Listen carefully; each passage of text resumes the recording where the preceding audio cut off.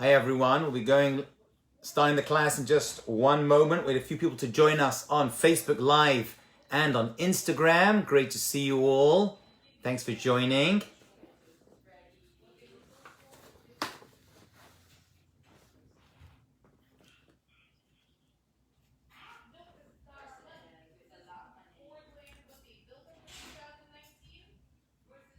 Welcome one and all.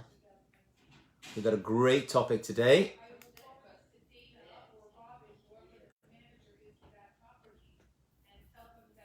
People are still logging in.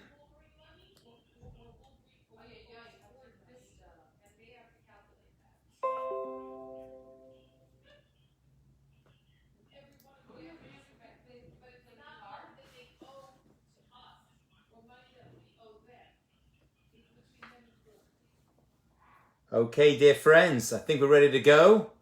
And today's discussion, thank you, Jessica, for helping us put the flyer together, a great flyer, and for just being there for us. Thank you so much, Jessica. Really appreciate it. You're a good friend.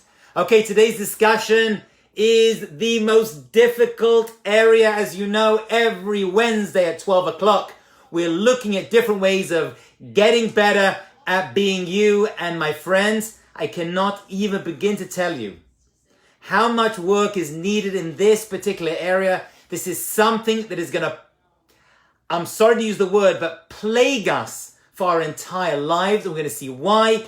And we're going to see and try our very, very best to find ways to try to break the cycle of revenge and bearing a grudge. So let's begin at the beginning. And this is the news, my friends. Taking revenge and bearing a grudge is not good for you. It's not good for you. It's not good for your families, your companies, your businesses. And yet we're going to see, and here's the unusual twist, which we're going to discuss today as well. Taking revenge and bearing a grudge is a natural thing, and actually it's a good thing. Wow, how can that be, Rabbi? Either it's good or it's not good. It's natural and yet it's not good for us. How can this be? So we're going to be looking at this, trying to figure out, my friends, what revenge is, how it works, and whether we can find ways to overcome this natural desire to take revenge. Let's begin at the beginning. And where do we find the idea of revenge in the Torah, in Jewish thought? And the Torah in Parshat Kedoshim, in the chapter that is called Holiness. Now, it's not a coincidence that revenge and bearing a grudge is found in the chapter in the Torah that's called Kedoshim, to be holy. Why would that be? What is this idea of holiness? Actually, a lot of the mitzvot between us and each other, loving each other, not hating each other, not taking revenge, not bearing a grudge, speaking well to each other, not speaking lashon hara, and much, much more, are found in one parasha, found in one Torah chapter that's called Kedoshim. What is the idea of Kedoshim? What does the word Kadosh literally mean?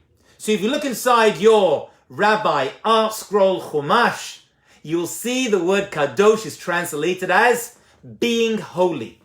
But that is not a Jewish translation. It may work in English, but it's not really true. The word Kadosh, the shoresh, the root of the word Kadosh means separate, apart, elevated, rising above to a better and higher place. So when the Torah says to us, Kedoshim Tihiyu, according to most commentators, what you're expected to do is to rise above, to separate yourself from the natural inclination, from the natural desires that we have. When you do that, when you moderate your behavior, says the Ramban and Nachmanides, you are being kadosh, you are being holy. That, according to the Ramban, now he's unique when he says this, is its own mitzvah. Every time you overcome the natural desire to want to hurt someone, take revenge, bear a grudge, punch someone in the face, smash him with your car, whatever it is, all the natural desires we have every single day when dealing with family and friends, when we overcome that desire, we are being kadosh, we are elevating ourselves, and we're actually fulfilling its own mitzvah of controlling ourselves, moderating our behavior, and becoming better people. And that is our discussion today. It's, my friends, I've said it before, I'm going to say it again. I apologize if I'm repeating myself. But what we're discussing is the fundamentals of Jewish thought. This is what it's all about. Getting better at being you is not a choice. It is an obligation. It is a chiyuv. 5 of the Aseret Dibrot, 5 of the 10 Commandments are exclusively in the world of us relating to each other. That means half of all the mitzvot really come down to us trying to work on our character and become better people. And I promise you this, 1,000 Yom Kippur fasts is easier than one occasion of not taking revenge when we want to, of not bearing a grudge when we want to as well. So what we're dealing over here is not some nice life advice, let's all be nice and love each other. This is the Ikar Avodah. This is what life is all about. Let's have a look. So now we're in the world of Kedoshim, in the Parsha, and it tells us in the Parsha, Pasuk Yudchet, not a coincidence. The Pasuk is number 18, and 18 is life, it's Chai. So this, God willing, will help us live. And by the way, this is literal. I'm not speaking allegorically. When I say that working on this area is going to help us live, it means literally and help us stay alive. Says the Pasuk, Lotikom, do not take revenge. Velotitor, and don't bear a grudge. Et bnei amecha, against your people. And you have to find what your people means. This means people who act like your people, like your friends. That's who we're talking about over here. And then the pasuk finishes with the words, V'ahavta l'recha kamocha, you should love others like you love yourself. Now those words, probably the most famous words in the entire Torah, the entire Bible, appear in the same pasuk, the same verse as, don't take revenge and don't bear a grudge. And that reason, my friends, is because the two are equated. We are connecting the two. Not taking revenge and not bearing a grudge is the way you are expected to love other people. Loving other people doesn't just mean hugging them, or in the world of Corona, waving from 6 feet away. What we're talking about, my friends, is loving each other. How? By not taking revenge and not bearing a grudge. And then the pasuk finishes with 2 very interesting words, which we all kind of just like run over, right? Don't take revenge, don't bear a grudge, love other people like you love yourself. You don't want people to take revenge against you, don't take revenge against them. You don't want people to bear a grudge against you, so don't bear a grudge against them. Dayenu, that should be the end of the pasuk. Chalas. And yet, my friends, the pasuk then says something very, very interesting. It says, Ani Hashem, I am God.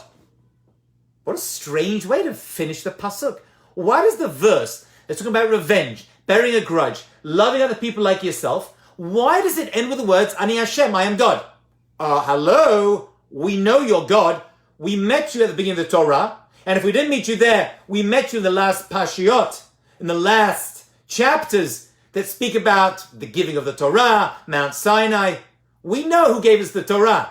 Why does this pasuk and a few others have to finish with the words, Ani Hashem? This is a big, big question. I'd like to offer an answer. This is so important. I'd like to offer an answer.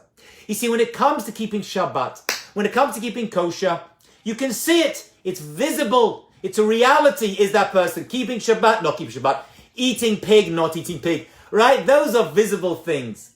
However, when it comes to mitzvah between us and each other, it's not so simple, my friends. It's not so clear to know whether a person is acting out of revenge, whether they're hating you in their heart, because on the outside, they could appear to be your friend. But on inside, how are they acting towards you? Says God, Ani Hashem, I know what's inside your heart. I can read in your heart. I know really what's going on. So you may act a certain way, and other people may not know. They may think you're being a good person. They may think you're a big tzaddik or a tzaddiket, a righteous individual, man or woman. Says Hashem, Ani Hashem, I am God. I know whether you're keeping this mitzvah. I know whether you're acting out of revenge or just carrying on your everyday activities. Ani Hashem. Those words are added to teach us that Hashem knows the secret and the truth behind our actions. Okay, so let's define our terms. what is the definition of revenge? And what's the difference between revenge and bearing a grudge? And then we'll try to figure out how to overcome these terrible traits that really are life-destroying. Okay, so it goes like this. Revenge is pretty simple. And Rashi gives us interpretation he gets from the Gemara. I'm going to update the example. It goes like this. A friend approaches you, right, and says, can I borrow your phone? And you're like, no, you can't borrow my phone. You say no. Now, whether you're obligated to always give everybody what they want is another discussion. The shorter answer is no. But what we're trying to figure out is the counteraction to that, is the effect of that revenge.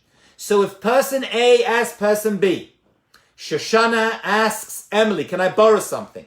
She says no. Then the next day she approaches her and says, can I borrow your sweater? And she says, no, you didn't lend me your phone.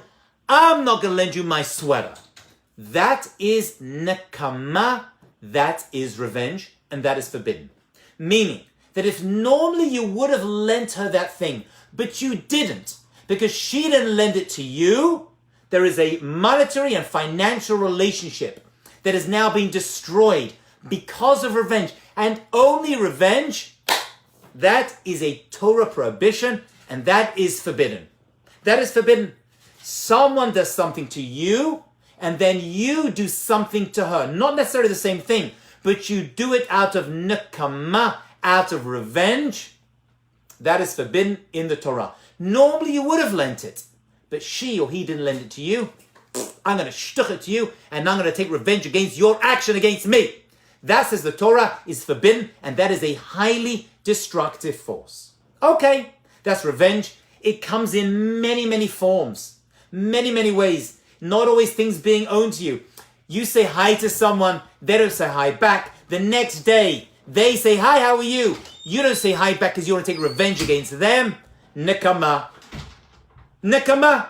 You didn't manage to overcome. You didn't move into the world of holiness, kadoshim to you, and rise above that action and rise above that behavior. You acted out of nekama, revenge. They didn't say hi to you. You didn't think to yourself, maybe they didn't see me, maybe they're having a bad morning, maybe they did say hello and I didn't see it. Your immediate action is, they did it to me, I do it to them. That is what we're talking about in terms of revenge, and that is forbidden. So what's bearing a grudge? What's all that about? What, my friends, is bearing a grudge? So bearing a grudge is, and I'm going to quote my Rosh Yeshiva, Rabbi Rakowski, who said this to me many, I'm talking 25 years ago. And when he would talk about these kind of mitzvot, specifically this one of bearing a grudge, he called it the most difficult mitzvah in the entire Torah. There is no harder mitzvah in the entire Torah than giving up on bearing a grudge. Well, what exactly is bearing a grudge? So let's go back to our scenario of revenge we mentioned a few moments ago. See, when it comes to taking revenge, I hear someone does something against me, the next day I have an opportunity, I do something against them. That is revenge. Bearing a grudge is much harder to detect and may not be visible at all, and yet it's still there and is very pernicious and is going to cause us a problem. And it's like this. Someone comes to you, you go to someone and say, can you lend me your object? And they're like, no. The next day they say, can I borrow from you? And you're like, sure you can. I'm not like you. I lend things. I'm not like you. I don't speak Lashon Hara. What's happened is, you've actually not acted out on revenge. You've given them what you want. The problem is, my friends, is that you've given to them with an angry and heavy heart, and because of that, you've kept the grudge inside you. The hatred is still there.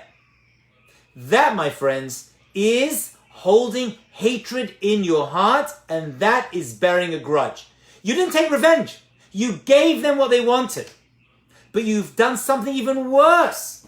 They can't see that anything's wrong. As far as they're concerned, We're cool. Everything's great. But I guess, let me think, the best expression for this may be you acted in a passive-aggressive manner.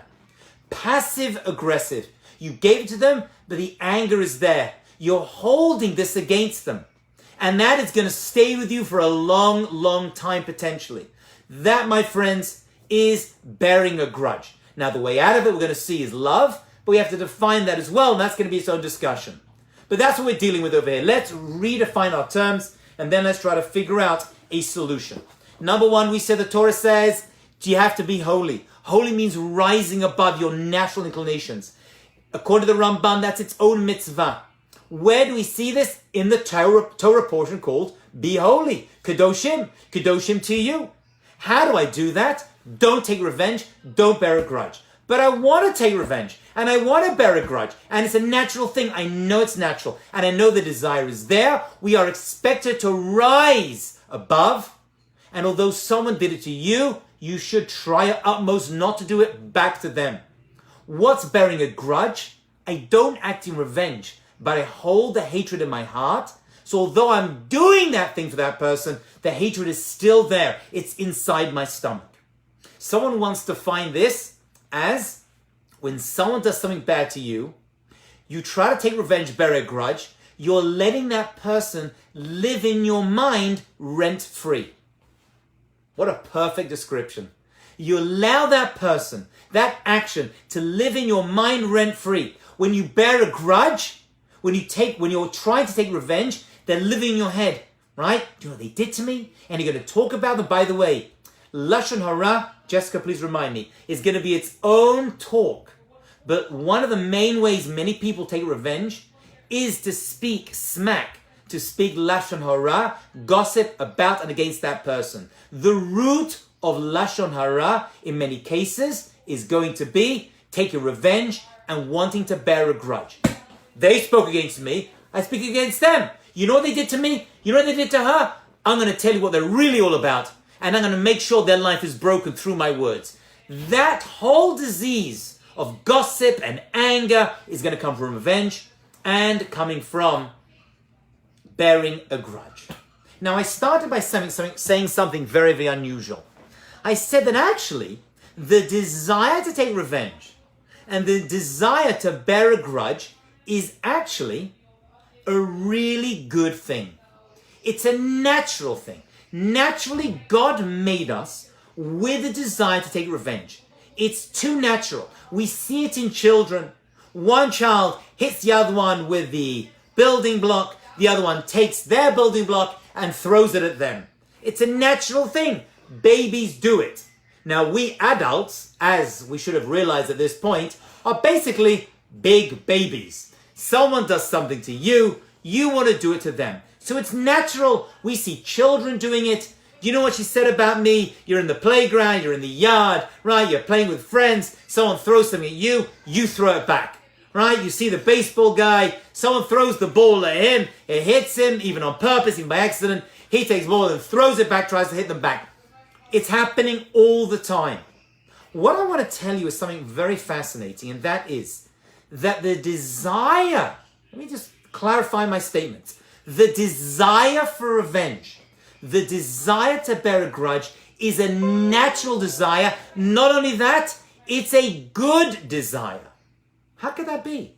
We just said that revenge is forbidden in the Torah. It's one of the 613 mitzvot of the Torah. The same Torah that says, don't put pig into your mouth, don't eat shrimp or lobster, don't kill other people. The same Torah that allocates one mitzvah for those things is telling us not to take revenge. It's the same Torah, same mitzvah. And yet now I'm telling you that taking revenge is a good thing. How do I know that? The answer is because the Torah tells us in a number of places that God is vengeful. God takes retribution. God is a God of Kel Nekamot Hashem. It's a midah, a character trait of God. If God has the desire to take revenge, and God does take the revenge, then why shouldn't I? God does it, why can't I do it? Well, the answer to that is that revenge is good. Why? Why is revenge good? Because when you take revenge, what you're actually doing is redressing an imbalance. When someone does something to you and you want to do something back to them, you are trying to get like the equilibrium. Like, you know, on the airplane, they have that little dial you've seen in the movies, right? Goes up and down. When you take revenge, you're trying to bring justice to the world. And justice is a good thing. That means it's up here. Someone did that. By you doing something back to them, you're actually redressing an imbalance that has been created in the world, in humanity, in your relationship. You talk to me that way. I'm going to talk to you that way. And now we have reached a balance. We've reached a justice. There is a problem, however. And the problem is this. Most people, I'm not going to say all, but most people do not know how to redress that balance. When someone does something to you and you take revenge, you don't know how to make it a justice so we're equal now. The natural inclination is to overdo it and to take revenge against them. And now not only have you addressed the balance, you've gone above and beyond your call of duty and you've crushed them. You've killed them. You've spoken bad about them and ruined all their relationships. Right? You've thrown money. You've stolen from them. You've beaten them up. You haven't redressed the balance. You've crushed them. This is good. This is not good. By overdoing the revenge, which we naturally do because we don't know how to really redress the balance, we have a problem. Who does? Who knows how to address that balance? God. Hashem knows exactly, lochot ha'sa'ara, to a hair's breadth, exactly how to take revenge. And therefore, the best thing to do, instead of taking revenge, is, as they say, let go and let God. God will redress the balance. I'm going to keep doing, but God knows exactly how to redress it, how to address the situation, and God is the ultimate judge, and He knows how to go from this person doing something to you to putting up here. Just the perfect retribution so the job gets done. When we do it, we don't know what we're doing. It's like surgery, right? If I say to you, attacking someone with a knife, good or bad, you'd be like, it's fantastic.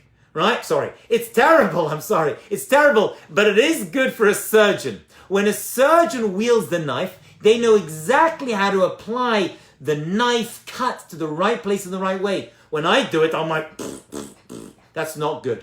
You need someone who is a bucky, who's an expert, right? To apply the knife at just the right place in the right way for that surgery. So to taking revenge. It's a very sharp knife. When it's given to us, we don't know where or when to stab it. We just got to stab away. That's not a good thing.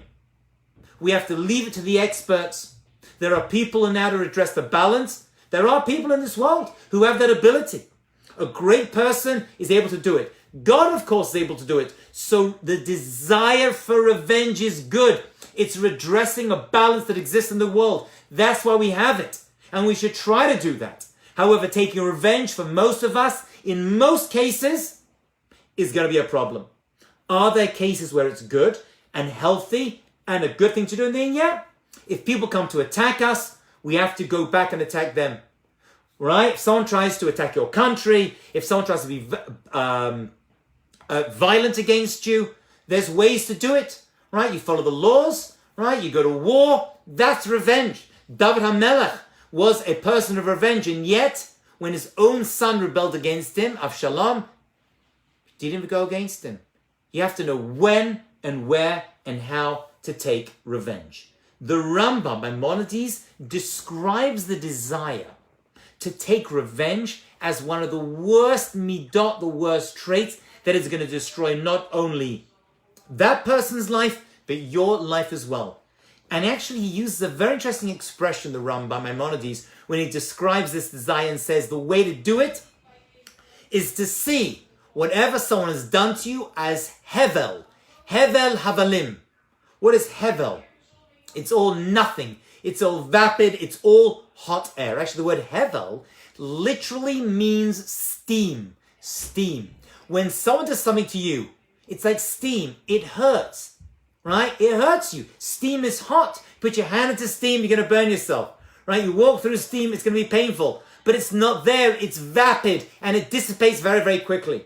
And yet when you hold on to the desire for revenge, and when you hold on to the desire for bearing a grudge, what you're actually doing is allowing the steam to take control of your life. You're allowing this burning desire to control you. And I know people who hold on to revenge for weeks, months, years, generations. Your great-grandfather did this to my great-grandfather, right? I don't know what the original argument was at. I'm going to get you back for it. That is a life-destroying thing. But it steam, says the Rambam. It's not real. It's not there. You put your hand through it if you want to. You know, I tell you, I just looked up before this class. One of the major ways people take revenge, unfortunately, which is growing, is road rage. Right? Every day in the newspapers hear about people who take rage and aggressive behavior on the road. Now, I mention that because that's life-threatening. Right? Someone cuts you off in traffic. What you're meant to do is let go and let God. Right? Or imagine in your mind, where I try to not to get angry when people act angry on the streets. And I live in a Jewish neighborhood. And believe me, my Jewish brothers and sisters, especially around me, not the best drivers. I know you're going to call me out on it, but it's true. And I'm probably among them. But what you're meant to do is think when someone cuts you up, maybe they're having a bad day. Maybe there's an emergency, right? Maybe there's a pregnant woman in the car. Maybe they just had bad news. You're meant to try to rise above it. But most people don't.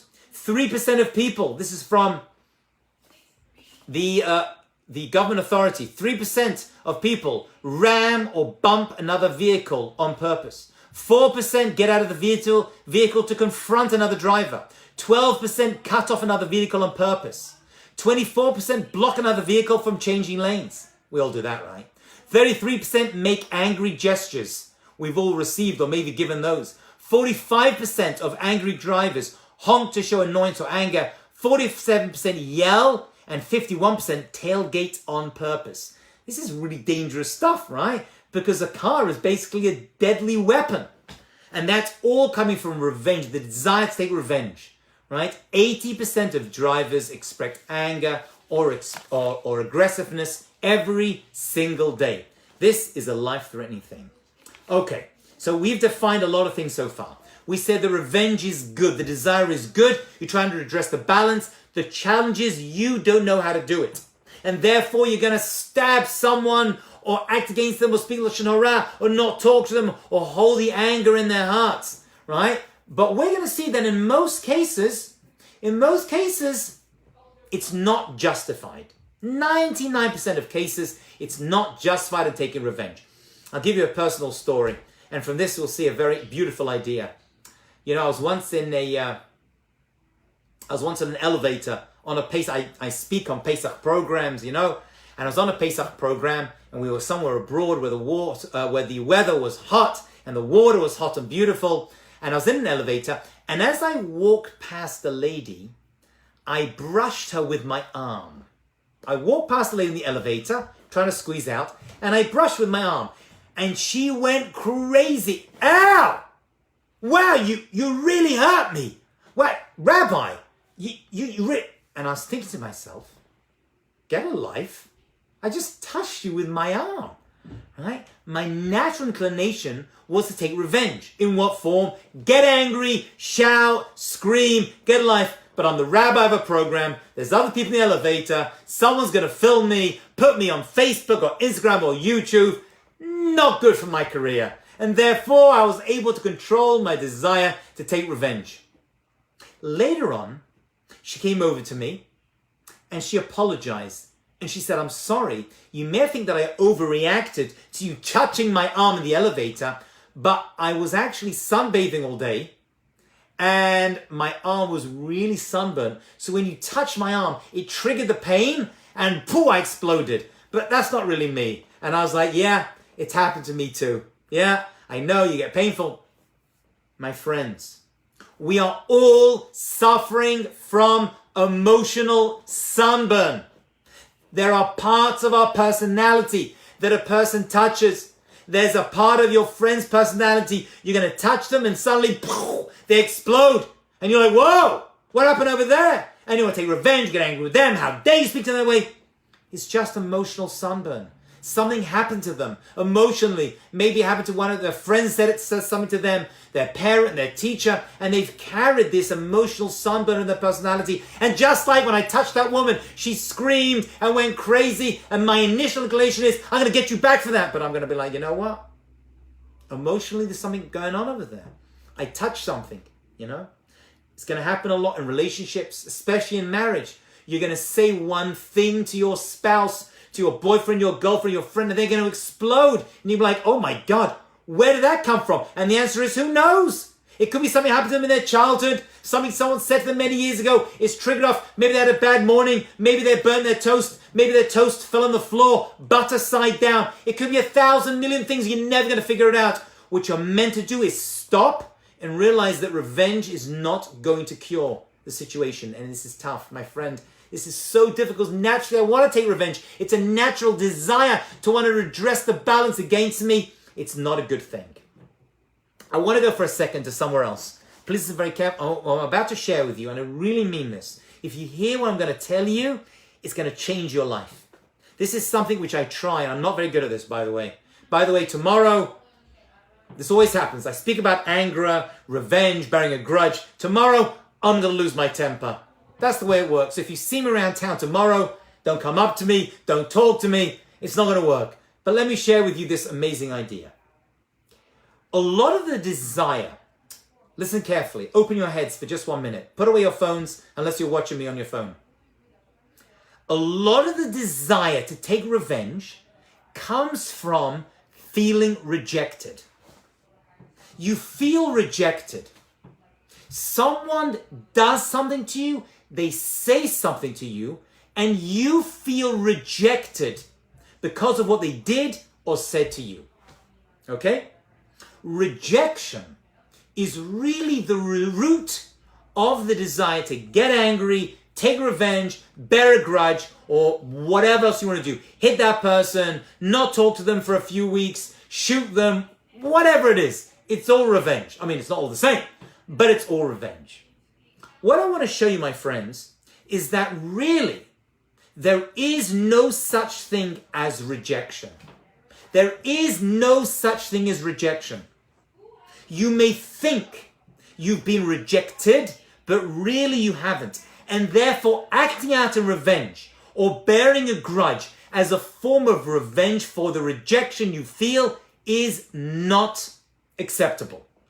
Let me explain exactly what I mean. You're going to know exactly what I mean by the end of this talk. It's going to take me 5 minutes to describe this very important idea, and then we'll move on. Let's think about times that you've been rejected, okay? If I were to ask you, which I've done hundreds, if not thousands of times, to live audiences in those days when we had live audiences, and I say to someone, have you ever been rejected before? What would they say? Yes, Rabbi, I have. Give me an example. So I heard someone, or maybe it happened to you, I applied for a job. I sent in my resume.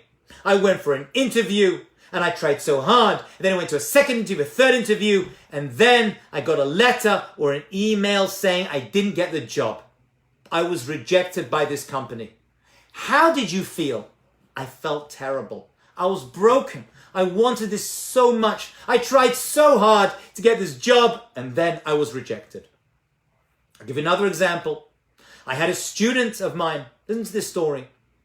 I teach at Yeshiva University at Stern College, and there was a girl who came to me crying, tears in her eyes, and I said, what's wrong, Bubla? What happened to you?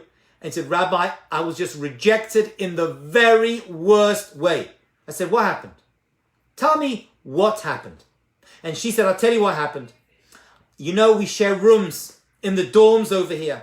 And I went into the dorm, and there were 2 girls who were in the room before me, and there was a 3rd bed, and that was meant to be my bed. And as I walked in, I saw them all, both those people were talking to each other and saying bad things about me under their breath. And then I unpacked all my things, I put it on the shelves, and I was ready to make friends with them. And they turned around to me and they said, we don't want you in this room. We have another friend who's going to take this bed. We don't want you here. And I had to feel terribly rejected. I had to pack my bags and find another bed in another room in the dorm. And I said, how did that make you feel? She said, terrible. That rejection killed me. I wanted to kill them. I wanted to strangle them. I was so upset. I was so angry. Or you find a nice guy or a nice girl and you want to date them. And you say, hi, you know who I am? I'm Shirley. I'm Dave. And they're like, get away from me, you freak. Or you send them an email, or you send them a status update, whatever it is on social media or on JSwipe, and they reject you. They don't want to know you. They don't even email you back. I've heard this 1,000 times. How do you feel? How do you feel when you feel rejected? You feel terrible. It breaks you, and you want to get angry, take revenge. Rejection doesn't exist. Let me explain. It goes like this. Remember that girl who was kicked out of the dorm room I just mentioned? Or that guy who applied for that job or that college position and felt rejected?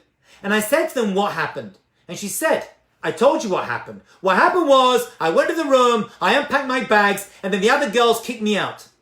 I'm like, no, that's not what happened. That is a story.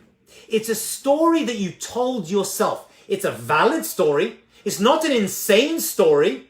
You didn't tell me that, an alien came in a spaceship and tried to suck you out of Earth, right? It wasn't alien abduction. It wasn't a crazy story, but it was a story. I asked you what happened. What happened was this. What actually happened is you went into a room. There were 2 girls in that room. You opened your bag and you put clothing on the shelf. They said words to you. You put the stuff back inside your bag and you walked out. That's what happened. I asked you what happened. You gave me a story, a valid story, but that's all it was. A story.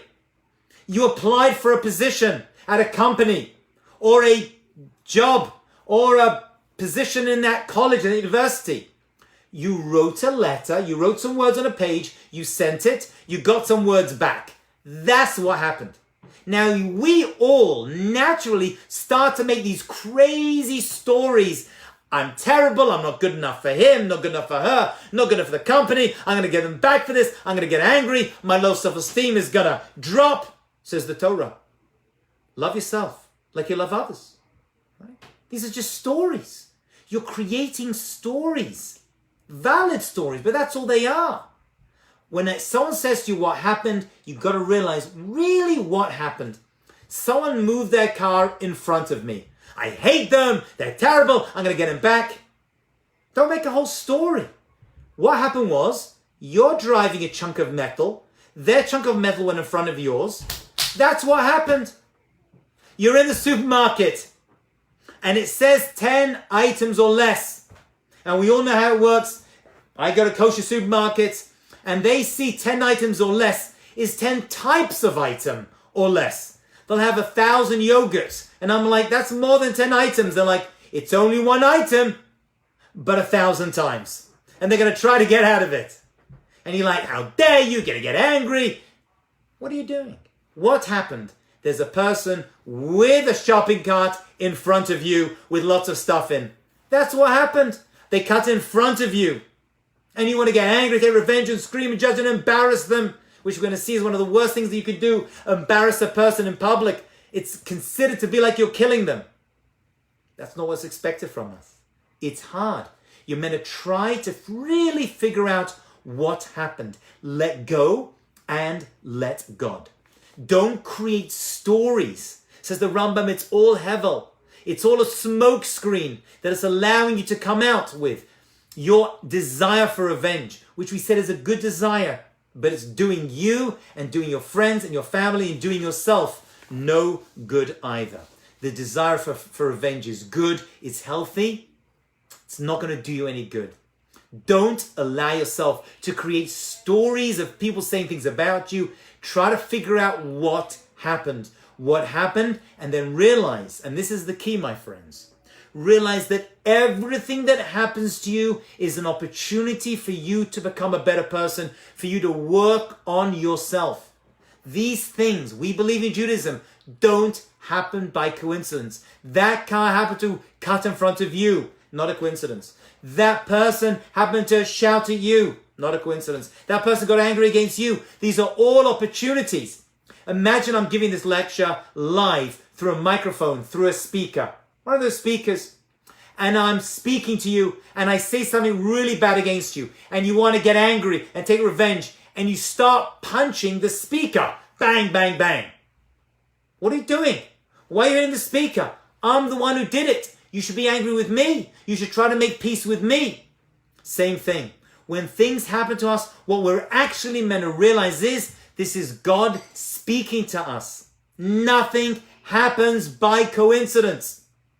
When I punch someone for doing something against me, what I should be doing is not addressing them, speaking to God. What do you want from me, Hashem? What part of my personality do you want me to work on? I know this is easy to say. It's really tough. This is a lifetime's work, as I said at the beginning. 1,000 Yom Kippur fasts are easier than one case of not taking revenge or bearing a grudge or holding hatred in my heart against this person, this family member. Life is too short. Let go and let God. It didn't happen by coincidence. It's an opportunity for growth and improvement. My friends, we've reached the end. I hope, God willing, that this has allowed all of us to take a little exploration into this power, this dangerous world of taking revenge, to rise above it. Thank you, Jessica, for hosting. God willing, will be many more talks for Chazak, New York City, very, very soon. Tonight, my friends, at 7 p.m., we have our Shavuot special talk. Myself and the other wonderful rabbis, Rabbi Abragama, Fahim Mizrahi, will be on at 7 p.m. Please join us at Safra, New York, and have a wonderful, peaceful, calm Shavuot. Have a great week. See you all next week on this topic of being better at being you. Thank you. Shalom.